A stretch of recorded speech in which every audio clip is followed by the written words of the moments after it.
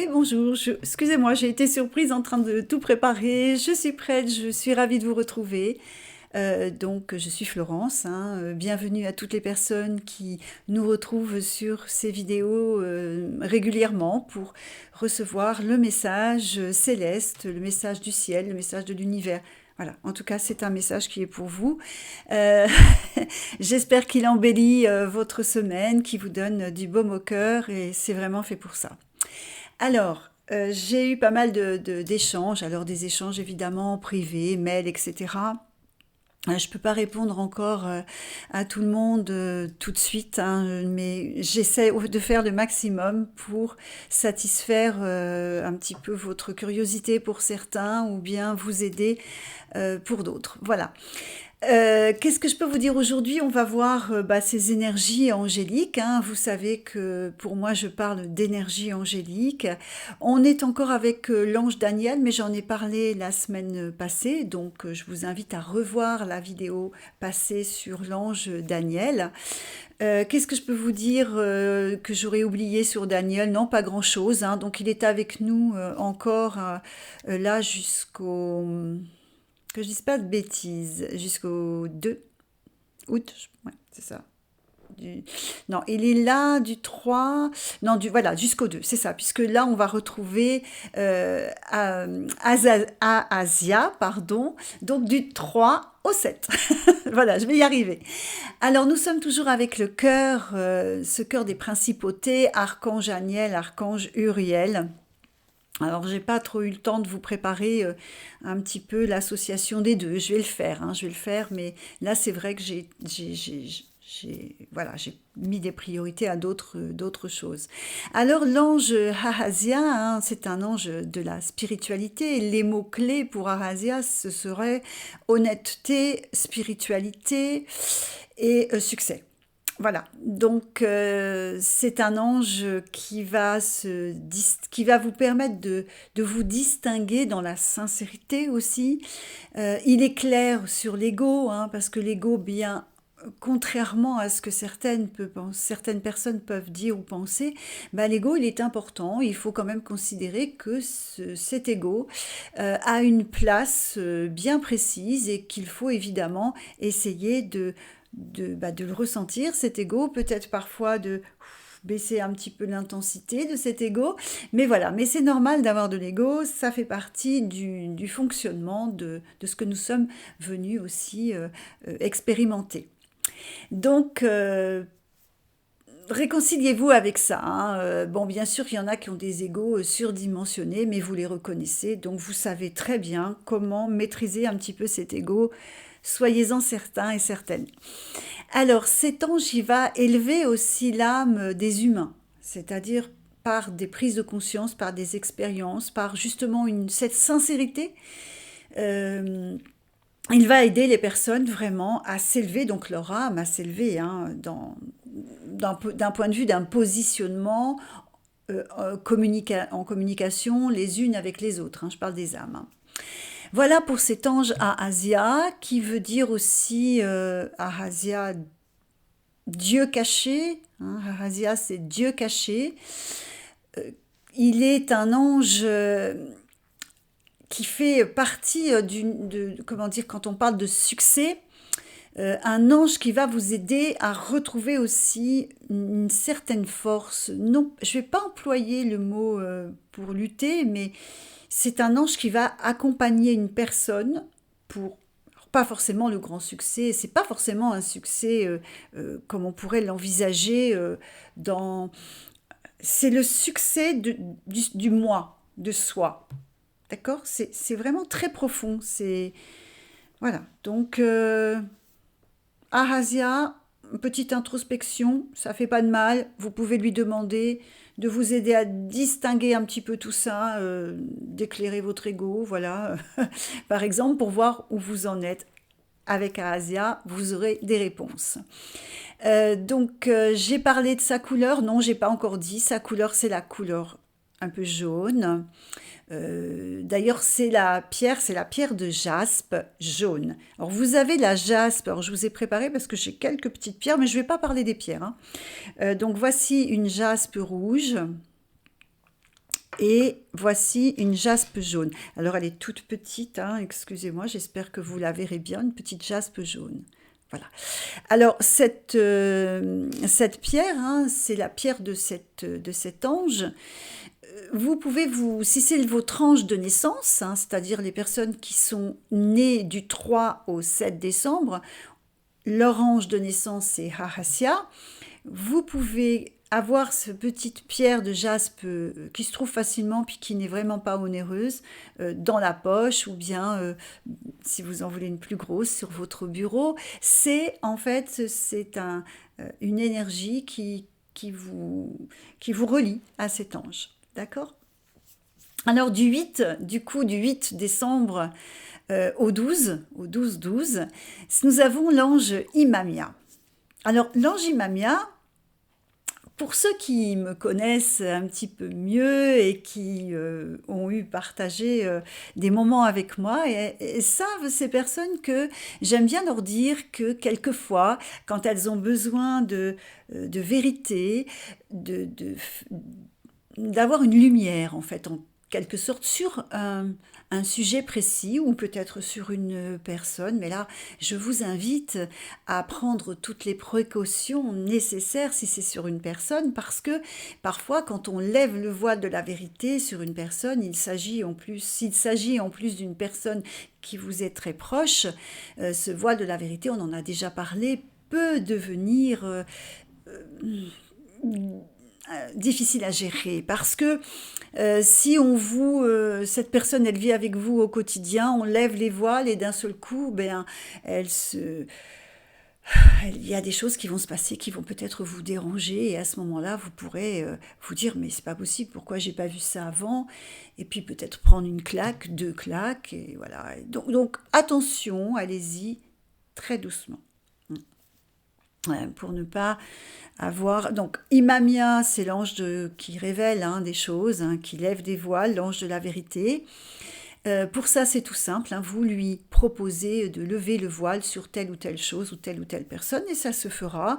Faites-le en général après une petite méditation, ou le soir avant de vous endormir aussi, vous pouvez demander à lever les voiles. De vérité.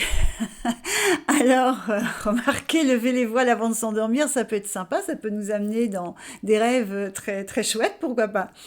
Alors, ces mots-clés, je dirais que c'est le courage, la patience, et c'est aussi l'ange du voyage, parce que lorsque vous partez en voyage, vous pouvez demander à cet ange la protection, que ce voyage se passe bien et que vous puissiez découvrir aussi, pourquoi pas, des choses merveilleuses s'il est à vos côtés.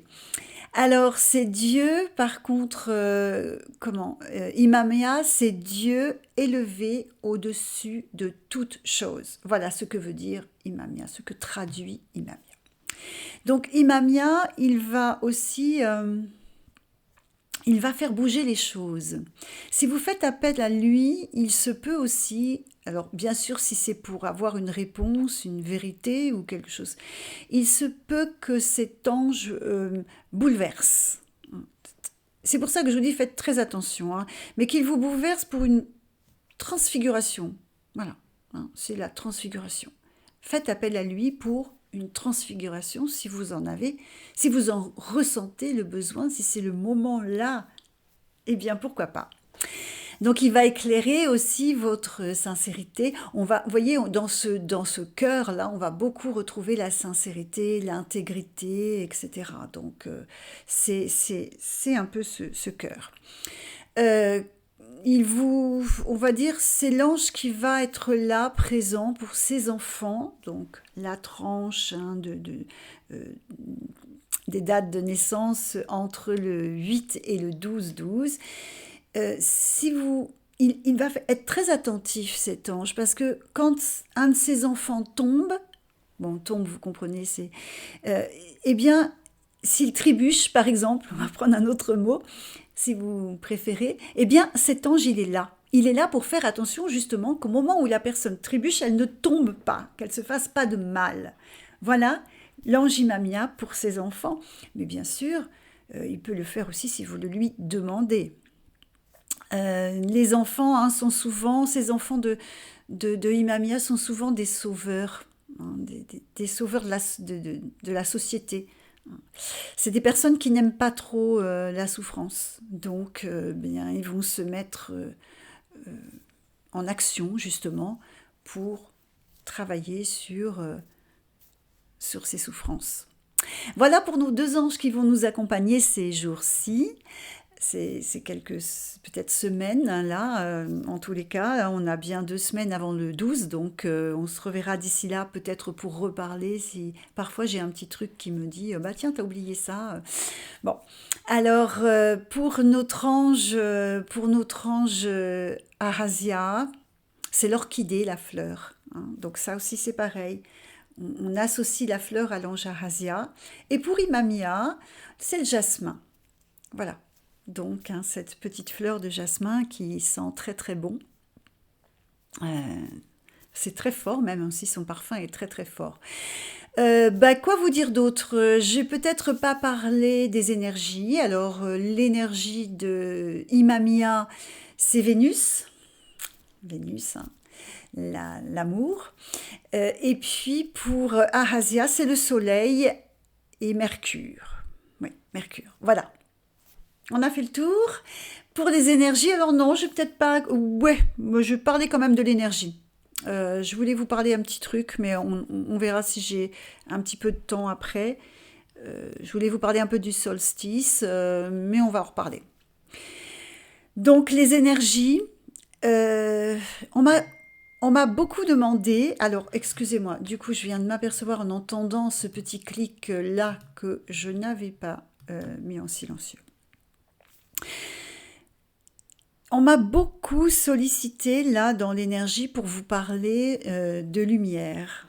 J'avais l'ascension dans la lumière.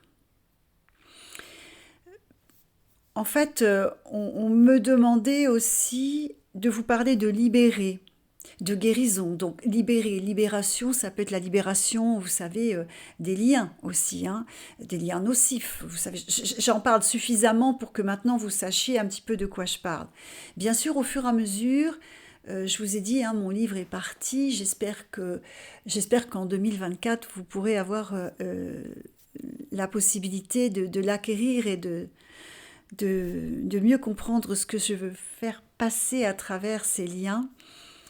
Parce que pour moi, il n'y a pas d'erreur, il n'y a pas de faute. Hein. Ce sont seulement des expériences que nous vivons et que nos âmes, en fait, finalement, ont choisi. Hein. En gros, c'est un petit peu ça. Je peux dire que c'est pareil. Hein. Souvent, on parle de l'ombre et de la lumière. Ces deux côtés, hein, je dirais que dans la lumière, il y a une part d'ombre et dans l'ombre, il y a une part de lumière. Et que c'est bien plutôt de les faire coexister. Hein, parce que de toute façon, l'un n'existe pas sans l'autre. Eh bien, j'ai envie de dire, acceptez-vous aussi un peu accepter la totalité, la globalité. Alors je vous ai préparé un petit truc, comme un petit mantra, en vous regardant dans le miroir ou quelque chose que vous pourriez mettre en place. Je vous ai préparé ça parce que je pense que c'est important. Vous allez comprendre pourquoi je vous parle d'accepter toutes ces choses parfois il n'y a pas d'opposition, hein, c'est des choses qui à partir du moment, pour moi, où il y a une opposition, c'est qu'il y en a un qui existe pour s'opposer à l'autre. Donc, il faut essayer de... Je ne sais pas si je me fais bien comprendre. Je pense que oui. Je vais vous donner ce petit mantra que vous pourrez vous réciter pour que vous acceptiez la totalité de qui vous êtes. Alors, évidemment, je l'ai écrit sur un petit papier. J'espère que vous ne voyez pas mes petits papiers, mais ils sont vraiment pas très beaux. Alors... J'aime et j'apprécie la personne que je suis dans sa globalité. Tout est uni, une finalité divine et une manifestation bénie. Je suis amour et je ressens très profondément que tout est amour et partage. Au-delà du jugement, je retrouve mon intégralité. Voilà. Donc je pense que vous le repasserez tout doucement et recopierez tranquillement ce petit mantra que je vous propose pour vous réconcilier avec la globalité, la totalité de ce que vous êtes. C'est très important. Apprendre à se retrouver dans cette totalité, de cette, oui, cette intégralité, c'est une guérison. Et là, cette semaine, on vous demande de vous libérer. Alors, libérez-vous des choses qui vous pèsent, de vos jugements, voilà. Libérez-vous de ça, franchement, c'est vraiment quelque chose qui est très important. Bien sûr, toujours se libérer des peurs, mais ça, c'est un travail de longue haleine, parce que parfois une peur en pousse une autre, hein. Donc là, chacun a son rythme. C'est aussi un conseil que je peux vous donner. Je vais maintenant vous donner mon message, du coup, dans la continuité. Alors, ce message, moi, il m'a fait sourire parce que j'ai l'impression qu'il va répondre à pas mal de personnes. Vous me direz. Alors, merci.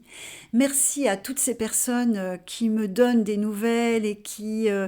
voilà, il y en a beaucoup qui m'envoient des petits messages personnels. Si vous avez envie de les partager, n'hésitez pas à les mettre à la suite de la vidéo aussi, parce que comme ça, tout le monde... Mais bon, parfois c'est personnel et certaines personnes ne veulent pas se dévoiler comme ça. Mais merci en tous les cas, parce que ça me va droit au cœur, en fait. Alors, je vous donne le message, on en parle un petit peu après.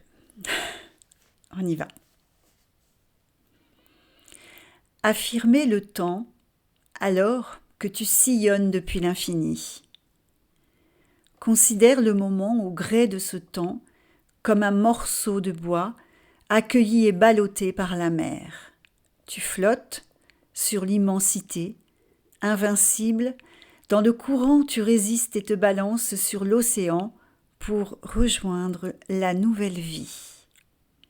Il n'y a pas d'obstacle lorsque l'aventure ou le choix est juste. Le voyage se présente. Alors tu le reconnais, ce chemin qui t'appelle, libéré par la manifestation. Il est bordé par l'amour. Ascensionne vers la lumière qui met en éveil tous les sens pour te guider.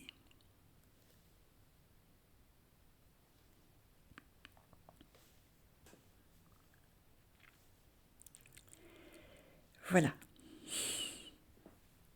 Ça invite au renouveau. Ça invite à se dire, ouais, c'est bon, j'ai reconnu le truc là et j'y vais. Je le sens dans mon cœur, dans mes tripes, dans mon âme, comme on dit.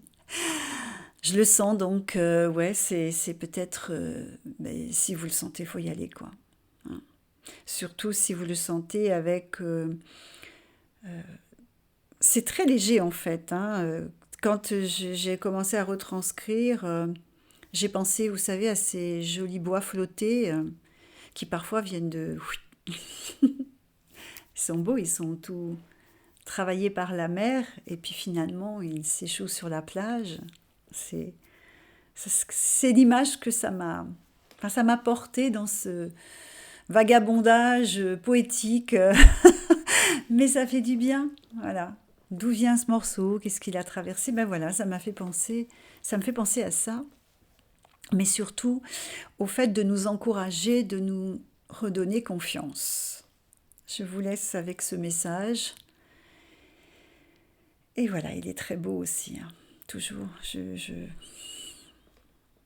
Toujours ce petit moment d'émotion, mais maintenant vous me connaissez et vous savez que j'ai besoin toujours. Alors on va faire la mission d'assimilation. Avant la mission d'assimilation, alors là je ne sais pas à combien de temps j'en suis pour la vidéo, mais tant pis si c'est un petit peu long, vous me pardonnerez, mais voilà. On raccourcira tout petit peu la mission d'assimilation. Je voulais vous parler quand même un petit peu du solstice d'hiver, qui cette année n'est pas le 21 décembre, mais le 22, à 4h30 le matin donc. C'est à partir donc de ce moment, de ce 22, que finalement la Terre, côté hémisphère nord, que je dise pas de bêtises, je réfléchis, s'incline à nouveau en direction du Soleil. Donc les jours vont commencer à augmenter à partir du 22. Le solstice, il va marquer ce phénomène, hein, alors que de l'autre côté, alors que l'été commencera dans l'hémisphère sud, en fait, bah, j'ai envie de dire, bah, écoutez, chacun son tour. Nous, on rentre en hiver et l'autre partie rentre en été. Alors, le solstice, il ne marque pas une durée égale du jour et de la nuit, hein, mais plutôt la durée du jour, on va dire minimale, l'hiver, ok? On parle d'équinoxe et on parle de solstice. Les deux sont complètement différents, d'accord? Mais c'est même un contraste. Mais l'équinoxe, ce que je voulais dire, c'est qu'en fait, solstice et équinoxe ont un point commun, c'est qu'ils marquent les saisons. Vous avez l'équinoxe, je ne vais pas me planter, vous avez l'équinoxe d'automne et l'équinoxe d'été, et vous avez l'équinoxe de printemps et l'équinoxe d'automne. Je savais que je la ferais celle-là. Et le solstice d'hiver et le solstice d'été. Voilà, vraiment, on fait un travail de solstice, comment dirais-je? Bref. Alors, donc ça marque, c'est le seul point commun qu'ils aient parce qu'ils marquent les saisons, d'accord? Mais voilà, c'est le seul point. Après l'équinoxe, le solstice d'hiver, là, lui nous indique, encore une fois, que les jours augmentent, hein. C'est un petit peu, j'espère que je me suis fait comprendre pour bien euh, définir l'équinoxe et le solstice, d'accord? Voilà, je voulais vous faire ça parce que je vais peut-être en parler un petit peu parce que ça marque quand même pas mal de choses, ce solstice d'hiver. C'était fêté beaucoup les fêtes païennes, les fêtes religieuses en général aussi, hein. Donc j'essaierai de vous apporter quelques petites choses croustillantes, j'aime bien de temps en temps, par rapport à ces fêtes de Noël, ces fêtes de solstice d'hiver, etc. Hein, et ça va être... j'ai envie de faire quelque chose de ludique, un petit peu, de rigolo, de sympa.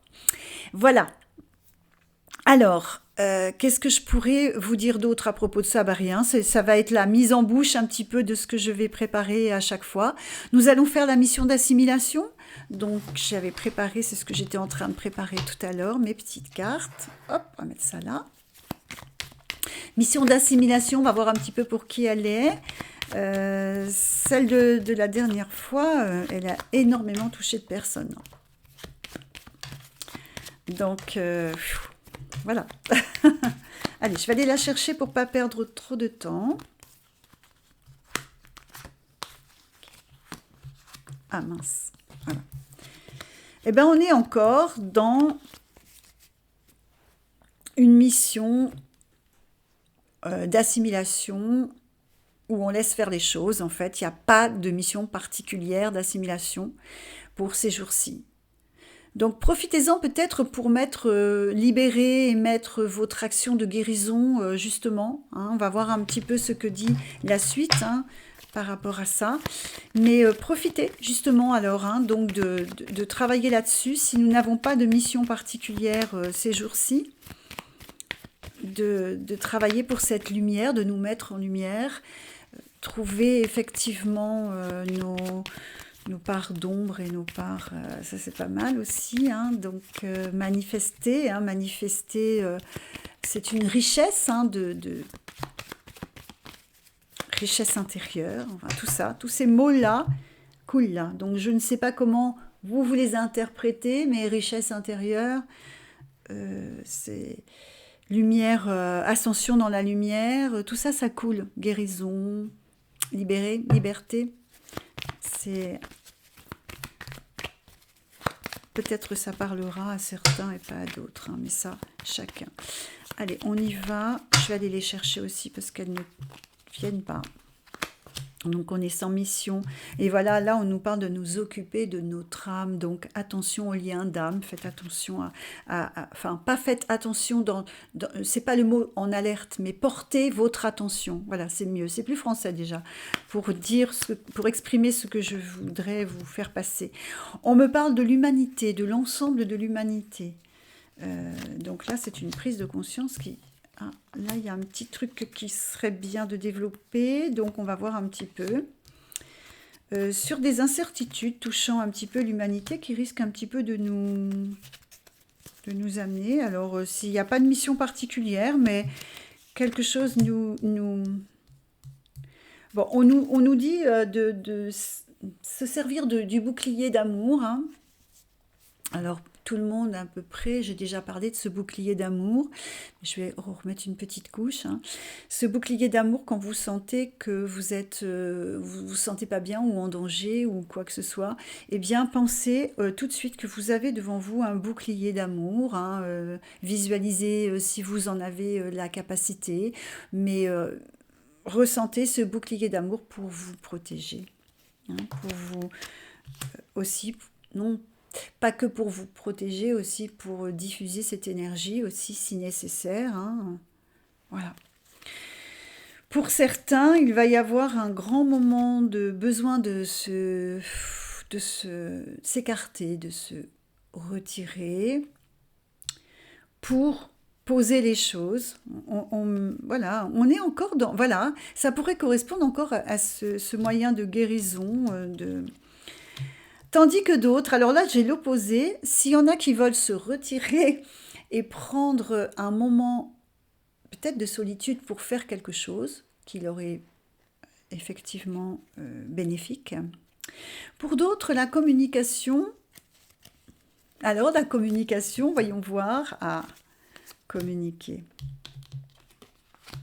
Les forces et le courage.